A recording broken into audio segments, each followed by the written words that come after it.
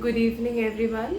So, today's bone, the next bone of the upper limb, is the scapula or the shoulder blade.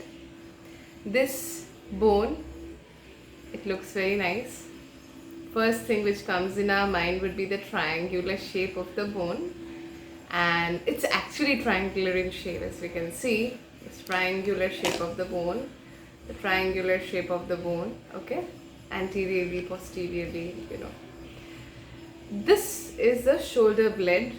Again, you can feel it like various skinny people. We can see their shoulder blade in the posterolateral aspect of the thorax. This is a little anatomical in nature.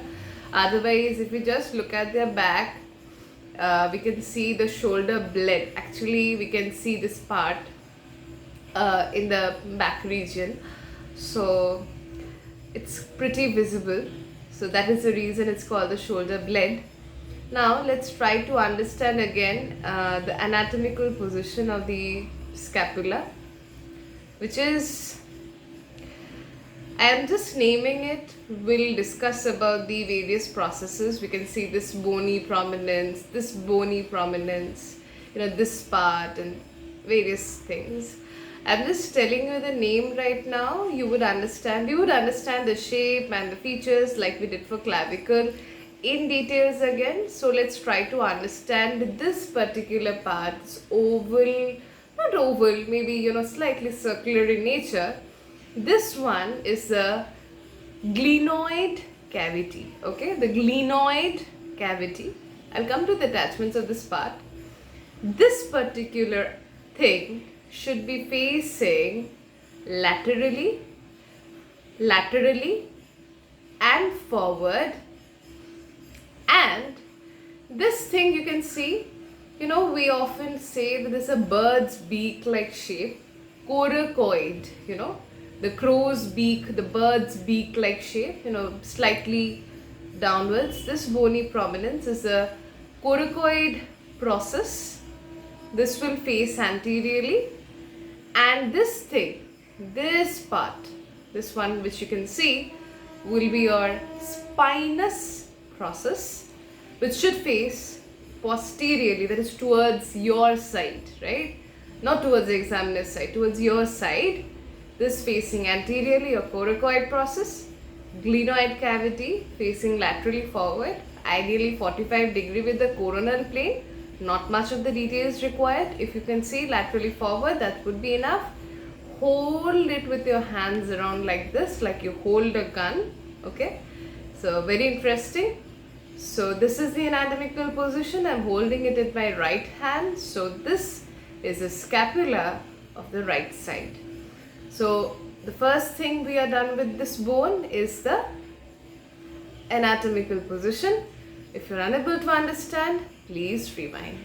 Now let's talk about the features of this bone.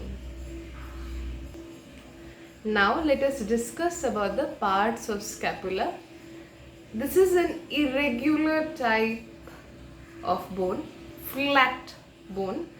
Now, it has two surfaces. One, this concave surface is your costal surface, and this one is your dorsal surface. How do we understand dorsal and costal? With this shelf-like, do remember the shape, shelf-like spinous process. Three processes, try to understand. The acromion process, shape again, wedge shaped. Come to this one, the bird's beak shaped, coracoid process. And in the anatomical position already discussed, the spinous process. Three process, two surface, three borders. What is it?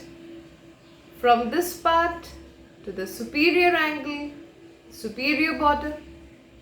From the superior angle to the inferior angle, the long, thin medial border.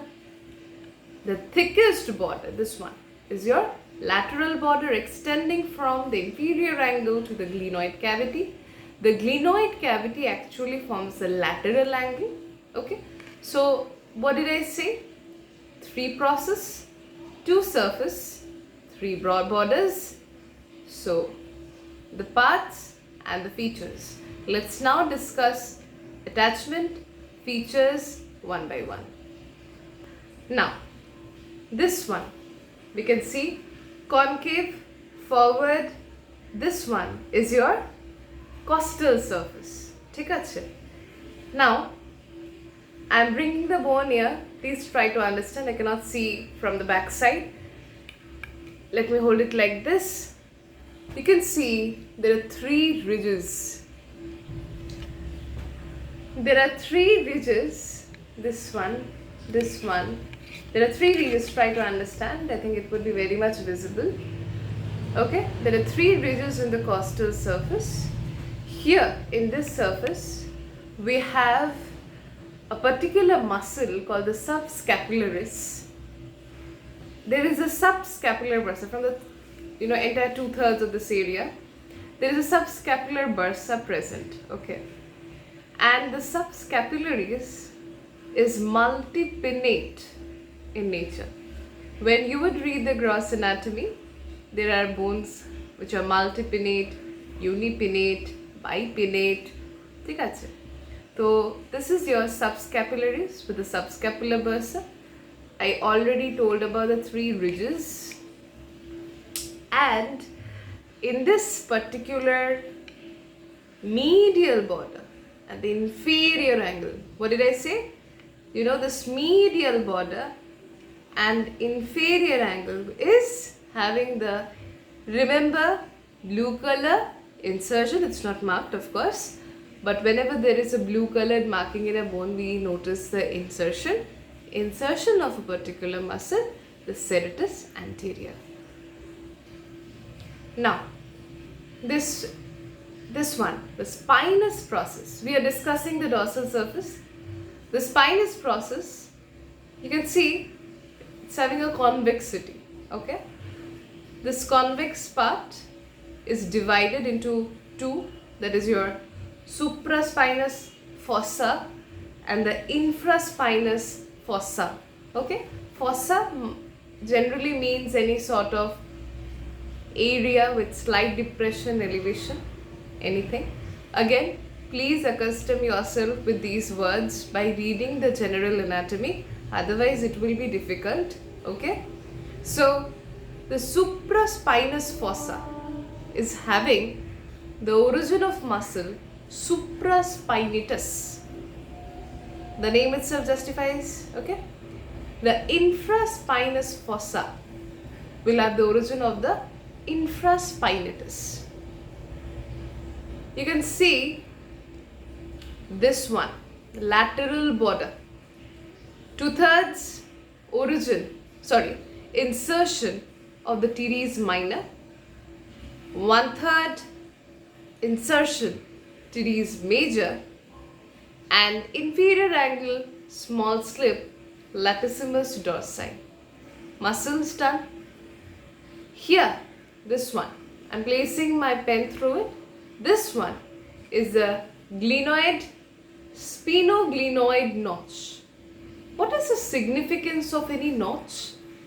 For example, you are having any sort of hemorrhage.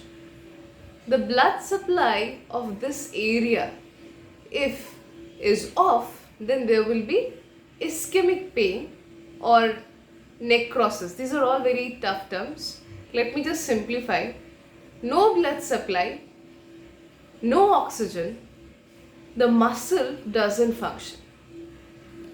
Then this part and this part needs to be connected so that both of them don't suffer, and if one suffers, other can rescue. Any notch will have certain significance like this. ठीक है? So this is the sphenoglenoid notch. Here is a circumflex artery which will supply both connection. ठीक है? To connect both of this, there is a sphenoglenoid notch. What is this? Supraspinous and the infraspinous fossa. Always to remember, supraspinatus, infraspinatus. And supra means above, infra means below. Very basic English terms. Try to accustom yourself with words like tubercle, tuberosity, process, fossa, fascia. These are very common in anatomy. So try to accustom yourself. Now we will move on to the next part. So we are done with the two surfaces. Remember, we have discussed the costal surface. We have discussed the dorsal surface. Now let us discuss the superior border. Whenever the question is asked, name the shortest border of scapula, your answer is superior border. It extends from the lateral angle. It's a glenoid cavity forming the lateral angle with the superior angle. What is this? Suprascapular notch. Notch means a depression. Okay? Like a hole, half semicircled notch. This notch becomes a foramen. Foramen means more depressed. Why?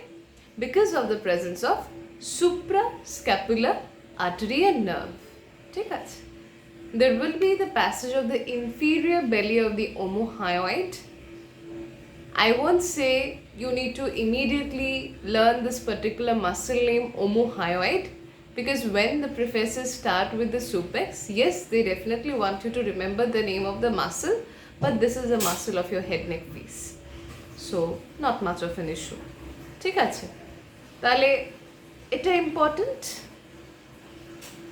Artery above and nerve below. ঠিক আছে, I said suprascapular artery and nerve. Artery above, nerve below.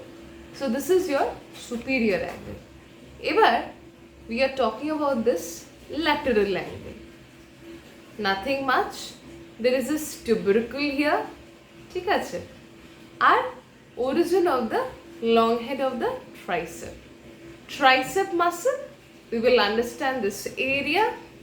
This one, this is your bicep, this is your tricep.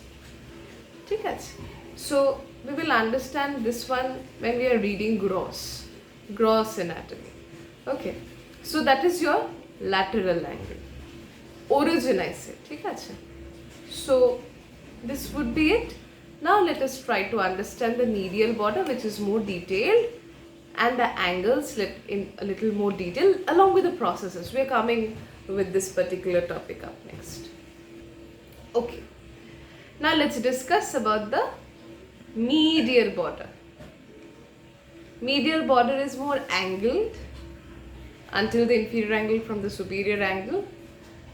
I'm already discussing the angle with you because it is not much in detail. Superior angle will lie at the level of the second rib. Inferior angle will lie at the level of the seventh rib. I have already discussed the costal area, the insertion of the levator scapulae and the serratus anterior muscle. If you go back to the dorsal surface, then there will be the rhomboids, the rhomboidus, minor, major, above, below, opore minor, niche major. Never confuse yourself with this part. Okay, very basic mistake. Minor is below, major is above. Please don't do this. Rhomboidus minor and then below will be rhomboidus major. Superior inferior angle I've already discussed, and the lateral angle is what is asked. So let me say it in details. This is your glenoid cavity. This beautiful part. Glenoid cavity is surrounded by the glenoid labrum. What is the function of a labrum? Labrum is to deepen it, because when it will articulate with the humerus, right? When it articulates with the humerus, then it has to stay in place.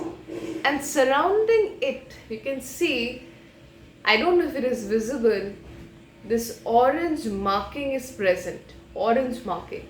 That is actually the capsule. Capsule, please do refer to any joint.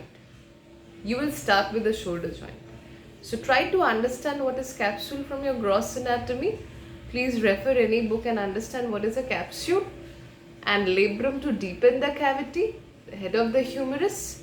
This is your glenoid cavity, deepened by the glenoid labrum, so that you can fit the humerus head. It's a huge one, so you need to fit it.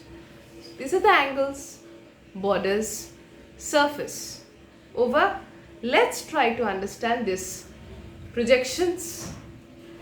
Yesterday, I discussed the acromioclavicular joint. For your interest, I've already stated the wedge-shaped acromion process. Let's try this in details. These processes, this process, these two processes, very important. Let's discuss this. Okay, let us understand the spinous process first. Okay, so it has a superior part and the inferior part. Inferior is the 2/3 and superior is the 1/3, and it's triangular in shape. Triangular in shape. That's what is written in the textbook. This one, there are 3 borders. Superior border in continuation with this large part. The inferior border, which is a crest. In the crest, I'm already saying you the insertion of the trapezius. The lateral border is a sphenoglenoid notch. It lodges a sphenoglenoid notch. Details of sphenoglenoid notch discussed previously. Please watch that part. That is your spinous process. Let's now understand very much detailed acromion and the coracoid. Okay, let's go. Acromion process. First thing, what is the shape? Wedge shaped. This particular process is having this rough subcutaneous, no insertion, nothing, no muscle out here. You can feel it in your body. Okay, person who is skinny does gym. Okay, this one is your superior surface. This one, smooth, related to a subacromial bursa. What is bursa? Again, please get familiar with these terms, otherwise doesn't make sense. Why do we have bursa in our body? Bursa is just like, those plastic filled with water, and you hold it tightly and there is this bubble-like feeling, jelly-like feeling. Bursa is to reduce friction for the bones, with the bones rather. Again, zooming it in, this particular part, you can see this oval kind of depression, facet, F-A-C-E-T. Okay, I told the name of this joint like 3-4 times by now. Acromioclavicular joint is formed by this part. Now, this is the medial border, this is the lateral border, this is the tip of the acromion process, right? And this will have the trapezius muscle inserted already, we know, in the crest, and there is continuation of it. Acromion process. That is all that they will ask. The first thing they ask is this shape. They're very much interested with this joint, this one. Please always read this part, oval facet, acromioclavicular joint. ঠিক আছে? And this one is subcutaneous, never forget it. They will provoke you. Is there any muscle? No. Is it rough? Yes. Okay. Is it subcutaneous? Yes. Okay. They are sitting to provoke you, and they will try to provoke you by saying that is there any muscle origin insertion? Nothing is there. How is this present? You would just say no sir, it's subcutaneous in nature, or ma'am, it's subcutaneous in nature. So this is a must thing. Now this beak-like thing, coracoid process, let's discuss it and end the bone here, followed by again ossification. Last part, coracoid process. First thing, must remember 3 muscle, 3 ligament. Ligament, never miss out. First thing first, by common tendon, we all know tendons and ligaments. Tendon, common tendon, origin of the coracobrachialis, and definitely there would be origin of the short head of the biceps brachii by common tendon, and separately pectoralis minor. 3টে ligament, coracoacromial, humerus আসবে, coracohumeral, clavicular ছিল, clavicle was present, coracoclavicular. Very easy. 3 bone, 3 ligament. Humerus, acromion, process, clavicle, coracoclavicular, coracoacromial, coracohumeral ligament. Must learn. Lateral border দিয়ে coracoacromial, rhomboid ligaments are present in the conoid, tubercle, trapezoid ridge. May remember, you might forget this, no issue. In the root, coracohumeral ligament. এই আমার lateral border, এই আমার root, and not very much prominent, so I'm not showing it here. Somewhere down here you would see a tubercle and a ridge. Ridge is a fine elevated line. Process যেরকম আমরা দেখছি, heavily elevated. Ridge, fine lines. Because we had seen in the very first part of the video, subscapular ridges, fine line, একটু elevation. Process, বেশি elevation. আর tubercle মানে ছোট ছোট উপরে উঠে থাকবে, the small bony prominence, okay. Pea-like structure, very little bony prominence. These are called tubercle. Tuberosity মানে আরেকটু বড়.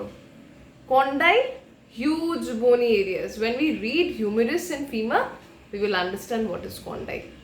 Epicondyle, condyle, tuberosity, tubercle, okay.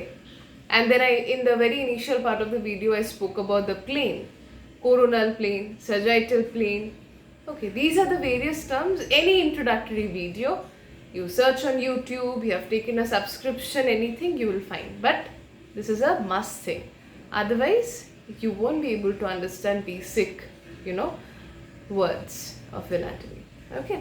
So now let us try to understand a little bit about ossification. Clinical aspect of scapula I would discuss, but not very important. I have not been asked yet. Okay, but I'll still discuss so that you are, you're having this complete knowledge about the bone. That is all about scapula. I have discussed everything in detail, all the ligament, all the muscle, but definitely please try to hold your scapula like this, as if you're holding a gun towards your examiner, okay, with all the confidence, and just try to hold it like this and discuss about all the things. If you're able to discuss about the processes and show the position, half of the impression is made. And then if you can say the muscle and ligament, that's very good.